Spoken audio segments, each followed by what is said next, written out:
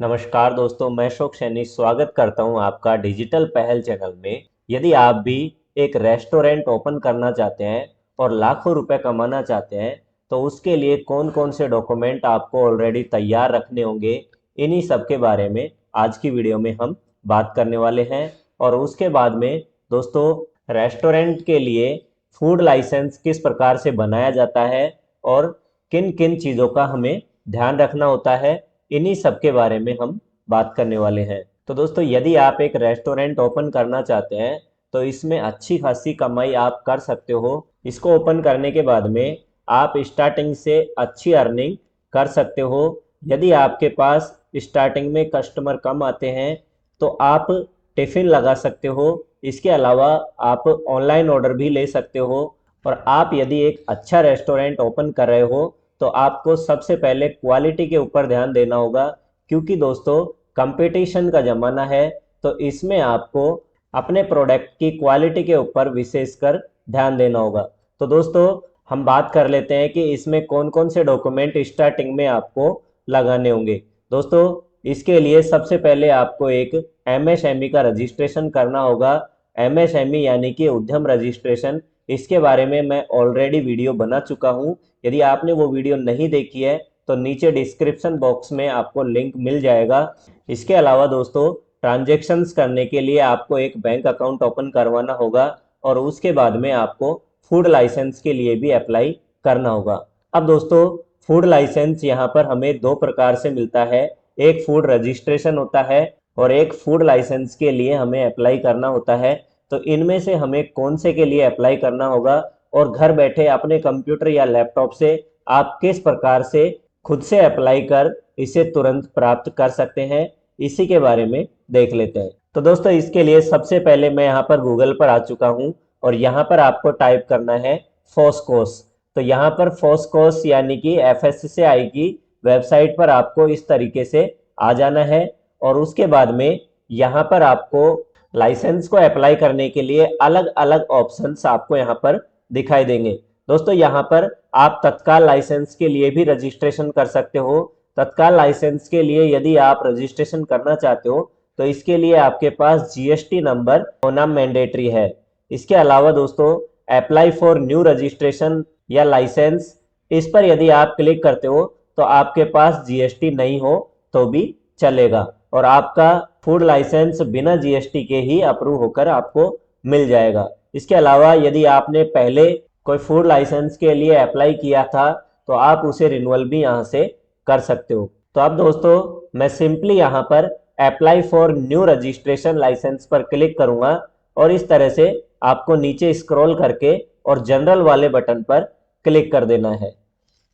तो यहाँ पर दोस्तों आपको अपना स्टेट सेलेक्ट करना होगा और स्टेट सेलेक्ट करने के बाद में काइंड ऑफ बिजनेस आपको सेलेक्ट करना होगा। तो फूड सर्विसेज हम यहाँ पर सेलेक्ट करेंगे और इसमें आपको रेस्टोरेंट देखने को मिल जाएगा। तो यहाँ पर दोस्तों आप देख सकते हो सेंट्रल लाइसेंस, स्टेट लाइसेंस और रजिस्ट्रेशन, तीन प्रकार के रजिस्ट्रेशन आपको मिलते हैं। तो आप इनमें से जो भी सेलेक्ट करोगे वही आपका अप्लाई हो पाएगा। यदि दोस्तों आप विद इन स्टेट रहकर किसी भी स्टेट में चाहे आप हो, लेकिन उसी स्टेट में आप सप्लाई दे रहे हो, चाहे आप ऑनलाइन दे रहे हो चाहे आप ऑफलाइन दे रहे हो, तो आपको स्टेट लाइसेंस के लिए अप्लाई करना होगा। और यदि आप एक स्टेट से दूसरे स्टेट में यदि आप कोई भी फूड प्रोडक्ट की सप्लाई दे रहे हो तो ऐसे में आपको सेंट्रल लाइसेंस के लिए अप्लाई करना होगा। दोस्तों, रेस्टोरेंट के लिए रजिस्ट्रेशन यहाँ पर नहीं करना पड़ेगा, आपको लाइसेंस के लिए ही अप्लाई करना होगा। तो दोस्तों, हम तो यहाँ पर रेस्टोरेंट की सप्लाई विद इन स्टेट करते हैं, चाहे ऑनलाइन हो या ऑफलाइन हो। तो ऐसे में हमको स्टेट लाइसेंस के लिए ही अप्लाई करना होगा। तो सिंपली हमको यहाँ पर सेलेक्ट करना होगा और उसके बाद में नीचे की तरफ स्क्रॉल करके यहाँ पर प्रोसीड बटन पर आपको क्लिक कर देना है। इस तरह से आपको यहाँ पर चेक कर लेना है स्टेट लाइसेंस के लिए हमारा अप्लाई हो रहा है। अब यहाँ पर click here to proceed button पर क्लिक करेंगे और इस तरह से फॉर्म खुलकर हमारे सामने आ जाएगा। दोस्तों, यहाँ पर आपको अपने रेस्टोरेंट का नाम डाल देना है और उसके बाद में उसका एड्रेस यहाँ पर आपको कंप्लीट डाल देना है। जो जो रेड स्टार में यहाँ पर दिए हुए हैं वो आपको भरना मैंडेटरी है, कंपलसरी है। इसके अलावा आप इन्हें छोड़ भी सकते हो। तो आप यहाँ पर कंप्लीट एड्रेस डालने के बाद में आपका डिस्ट्रिक्ट, सब district, pin code, GST number दोस्तों यहाँ पर डालना जरूरी नहीं है। इसके अलावा पैन कार्ड नंबर आप यहाँ पर डाल दोगे। तो इस तरह से दोस्तों मैंने यहाँ पर नेम और एड्रेस कंप्लीट डाल दिया है।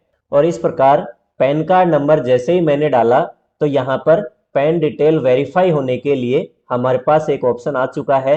और इंडिविजुअल सेलेक्ट करने के बाद में पैन होल्डर नेम आपको यहाँ पर डाल देना है, यानी कि पैन कार्ड पर आपका नाम लिखा हुआ है वही नाम आपको यहाँ पर टाइप करना है। और उसके बाद में डेट ऑफ बर्थ मैंने यहाँ से सेलेक्ट करी और जेंडर सेलेक्ट करने के बाद में चेक बॉक्स पर क्लिक किया। अब दोस्तों यहाँ पर सबमिट बटन पर क्लिक कर देंगे। तो दोस्तों जैसे ही मैंने सबमिट किया तो यहाँ पर पैन डिटेल हमारी वेरीफाई हो चुकी है। अब आपको यहाँ पर सेव एंड नेक्स्ट बटन पर क्लिक कर देना है। इस प्रकार से हमारी लोकेशन हमसे पूछी जाएगी, जहां पर भी आपकी फर्म होगी वो लोकेशन यहाँ पर ऑटोमेटिक पिन होकर दिखाई देने लग जाएगी। यदि दोस्तों आप एग्जैक्ट लोकेशन सेट करना चाहते हो तो आप इस पिन को उठाकर अपने एरिया में फिक्स कर सकते हो।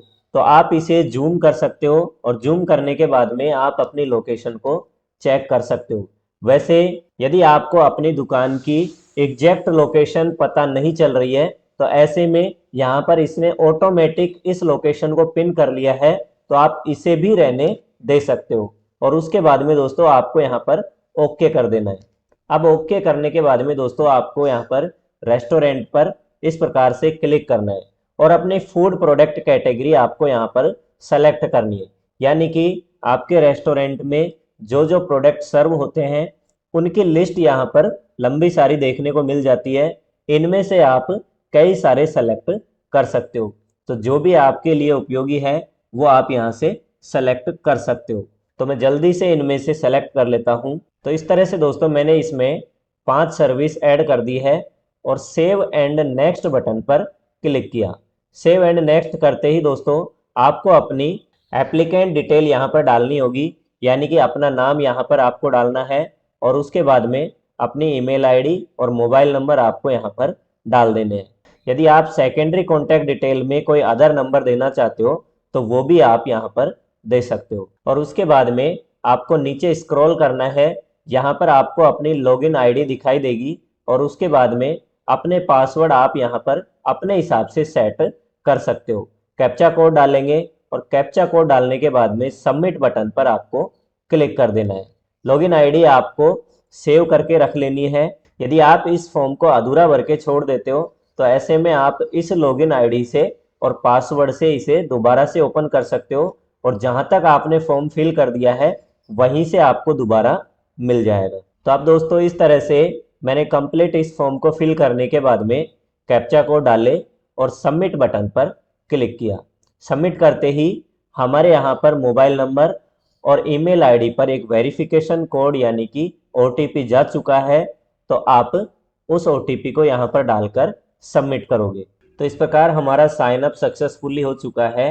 अब हम यहाँ पर ओके बटन पर क्लिक करेंगे। तो दोस्तों अब हमको कम्युनिकेशन डिटेल के अंदर अपना एड्रेस और बाकी की डिटेल यहाँ पर डालनी होगी। तो इस प्रकार से दोस्तों आप कंप्लीट अपना एड्रेस यहाँ पर डाल दोगे। तो मैं एक बार जल्दी से इसे फिल कर लेता हूँ। इस प्रकार कंप्लीट फिल करने के बाद में यहाँ पर आपको ईयर सेलेक्ट करनी होगी, यानी कि जितने भी साल के लिए आप इस लाइसेंस को अप्लाई करना चाहते हो आप यहाँ से सेलेक्ट कर सकते हो। तो मैंने यहाँ पर 1 साल सेलेक्ट किया है क्योंकि मेरी शॉप रेंट पर है और रेंट एग्रीमेंट केवल 1 साल के लिए ही है। तो ऐसे में हमको यहाँ पर 1 साल के लिए ही अप्लाई करना होगा और उसके बाद में आपको यहाँ पर दोबारा से इसे रिन्यू करना होगा। तो सेलेक्ट करने के बाद में मैं सेव एंड नेक्स्ट बटन पर क्लिक करूंगा और इस प्रकार से हमारे पास ओटीपी आएगा। इस ओटीपी को आपको डालकर इसे सबमिट कर देना है। सबमिट करते ही इस तरह से हम नेक्स्ट पेज पर पहुंच जाएंगे और रिक्वायर्ड डॉक्यूमेंट जो भी है वो आप यहाँ पर अटैच कर दोगे। तो दोस्तों इसमें जिन जिन पर स्टार लगा हुआ है उन्हीं में डॉक्यूमेंट आपको डालना जरूरी है। जैसे यहाँ पर इसमें स्टार लगा हुआ है तो ये मैंडेटरी डॉक्यूमेंट है। यदि आप प्रोप्राइटरशिप फर्म के लिए अप्लाई कर रहे हो तो उसके लिए इसमें क्या लगेगा, मैं वो डॉक्यूमेंट आपको बता दूंगा। इसके अलावा दोस्तों बाकी जिनके डॉक्यूमेंट आपके पास नहीं है उन पे आप यहाँ से नोट एप्लीकेबल सेलेक्ट कर सकते हो। इसके अलावा दोस्तों एक यहाँ पर ये 6 नंबर का कॉलम भी मैंडेटरी है, यहाँ पर स्टार लगा हुआ है, तो इसमें भी वही डॉक्यूमेंट आपको लगाना है जो मैं आपको बताने वाला हूँ यदि आपकी प्रोप्राइटरशिप फर्म है तो। इसके अलावा मैं आपको बता देता हूँ कि यदि आप एक बार में फॉर्म को कंप्लीट नहीं कर पाते हो तो ऐसे में आप जहां से आपने छोड़ा है वहीं से आपको फॉर्म कैसे मिलेगा, तो इसके बारे में मैं आपको बता देता हूं। तो इसके लिए दोस्तों मैं फिर से यहाँ पर होम पेज पर आ चुका हूं और होम पेज पर आने के बाद में अब की बार आपको यहाँ पर नीचे की तरफ ऑलरेडी ए यूजर लॉगिन वाले बटन पर क्लिक करना है। अब दोस्तों आपको आपके रजिस्ट्रेशन नंबर यहाँ पर डाल देने हैं। यहाँ पर डालने के बाद में प्रोसीड करेंगे और जो भी पासवर्ड आपने क्रिएट किए थे वो पासवर्ड आपको डालने के बाद में कैप्चा कोड आपको एंटर कर देना है। इस प्रकार से साइन इन करेंगे और साइन इन करते ही हमारी आईडी ओपन हो जाएगी। तो दोस्तों आपको यहाँ पर इनकम्प्लीट एप्लीकेशंस के अंदर जाना है और यहाँ पर क्लिक करते ही इस प्रकार से आपका फॉर्म यहाँ पर आपको देखने को मिल जाएगा। अब आपको इसे वापस से ओपन करना है तो यहाँ पर प्रोसीड बटन पर क्लिक करेंगे। तो प्रोसीड करते ही इस तरह से हमारे सामने वही फॉर्म फिर से ओपन हो जाएगा। इसे आप प्रोसीड करोगे और आगे की डिटेल आपके सामने ओपन होती चली जाएंगी। तो अब मैं यहाँ पर क्लिक करते हुए आगे आया और डॉक्यूमेंट वाले पेज पर मैं यहाँ पर आ चुका हूँ। यदि आपको फॉर्म डाउनलोड करना है तो फॉर्म डाउनलोड करने के लिए दोस्तों आपको यहाँ पर नीचे की तरफ स्क्रॉल करना है और उसके बाद में व्यू मैंडेटरी डॉक्यूमेंट्स पर आपको क्लिक करना है। इस प्रकार आपके सामने जनरल डॉक्यूमेंट ओपन हो जाएंगे। तो इसमें से आपको प्रोप्राइटरशिप डिक्लेरेशन यहाँ से डाउनलोड कर लेना है। दोस्तों इसको आपको डाउनलोड करने के बाद में कंप्लीट आपकी डिटेल फिल करनी है और उसके बाद में आपके सील साइन आपको यहाँ पर कर देने हैं और इसी को आपको जो भी उन दोनों में स्टार लगा हुआ है उसमें आपको अपलोड कर देना है। तो अब मैं दोस्तों बाकी के सारे डॉक्यूमेंट भी मैं अपलोड कर लेता हूं। यहाँ पर आपको अपना पैन कार्ड, आधार कार्ड और यदि आपने रेंट पर दुकान ले रखी है तो ऐसे में आपको रेंट एग्रीमेंट अटैच करना होगा। और इसके अलावा यदि आपकी खुद की शॉप है तो ऐसे में आपको बिजली का बिल यहाँ पर अपलोड कर सकते हो। इसके अलावा यदि पिताजी के नाम से बिजली का बिल आता है या घर में किसी और के नाम से बिजली का बिल आता है तो ऐसे में आपको उनसे एक कंसेंट लेटर लिखवाना होगा और वही आपको इन सब में अपलोड कर देना है। तो इस तरह से दोस्तों मैंने ये सारे के सारे डॉक्यूमेंट अपलोड कर दिए और इन दोनों में जिनमें स्टार लगा हुआ था उनमें वो वाला लेटर जो हमने डाउनलोड किया था उसको फिल करके इसमें लगा दिया। उसके बाद में यदि आपके पास और भी कोई डॉक्यूमेंट है तो आप इसे सेलेक्ट करके और एनी अदर डॉक्यूमेंट के अंदर आप इसे डाल सकते हो। जैसे मैंने यहाँ पर एनी अदर डॉक्यूमेंट में इसमें पैन कार्ड अटैच कर दिया है। इस तरह से मेरा पैन कार्ड अपलोड हो चुका है और अब हम यहाँ पर चेकबॉक्स पर क्लिक करेंगे और जो डॉक्यूमेंट जरूरी नहीं थे उन पे एक बार नोट एप्लीकेबल आपको कर देना है और उसके बाद में नीचे की तरफ आते हुए आपको इसे सेव एंड नेक्स्ट कर देना है। तो हमसे यहाँ पर पूछा जाएगा यदि आप मोबाइल पर ओटीपी भेजना चाहते हो तो मोबाइल नंबर यहाँ पर डालोगे और यदि आप आधार के थ्रू ओटीपी आप भेजना चाहते हो तो आप यहाँ पर आधार वाले बटन पर क्लिक करोगे।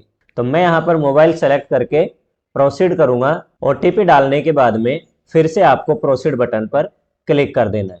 तो अब दोस्तों आपका यहाँ पर चालान जनरेशन करने के लिए विंडो आ जाएगी। यहाँ पर दोस्तों 1000 रुपये का चालान ही हमसे मांगा जा रहा है। बाकी का 1000 रुपये की फीस जब आप इस सर्टिफिकेट को डाउनलोड करोगे तब आपको पे करनी पड़ेगी।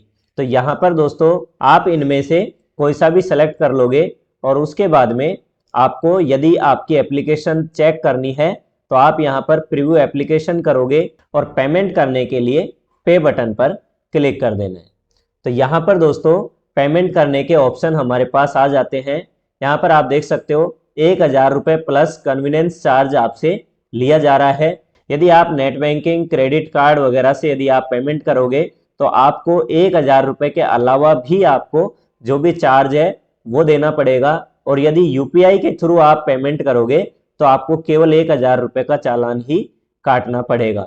यहाँ पर मैं आपको दिखा भी देता हूँ, नेट बैंकिंग मैंने यहाँ पर सेलेक्ट किया और इस प्रकार से हमको बैंक सेलेक्ट कर लेना है और उसके बाद पे नाउ बटन पर क्लिक करते हैं।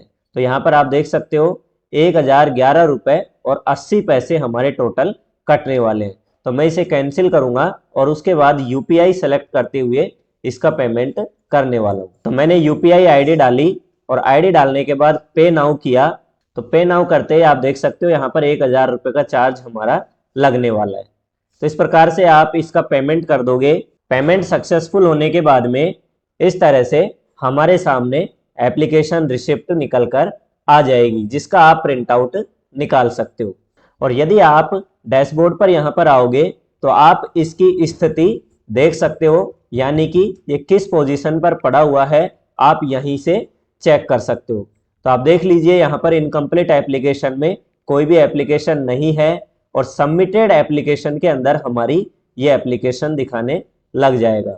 यहाँ से व्यू हिस्ट्री पर यदि आप क्लिक करोगे तो इस तरह से आप इसकी करंट पोजीशन चेक कर सकते हो। जैसे ही आपका ये फॉर्म अप्रूव हो जाएगा तो आपको यहाँ पर इश्यूड वाले ऑप्शन पर ये इश्यूड लाइसेंस के अंदर दिखाने लग जाएगा। तो जैसे ही आपका ये सर्टिफिकेट इश्यू हो जाता है आप यहाँ से इसे डाउनलोड कर सकते हो। डाउनलोड करने के दौरान आपको बाकी की फीस पे करनी होगी, तभी आप इसे डाउनलोड कर सकते हो। तो उम्मीद करता हूं दोस्तों आप घर बैठे ये रजिस्ट्रेशन कर सकते हो। यदि फिर भी आपको किसी भी तरीके की परेशानी आती है तो आप नीचे कमेंट सेक्शन में कमेंट करके आप हमसे पूछ सकते हो। बहुत ही सिंपल प्रोसेस था। जल्दी मिलेंगे ऐसी वीडियो के साथ में, तब तक के लिए सीखते रहिए, सिखाते रहिए। धन्यवाद।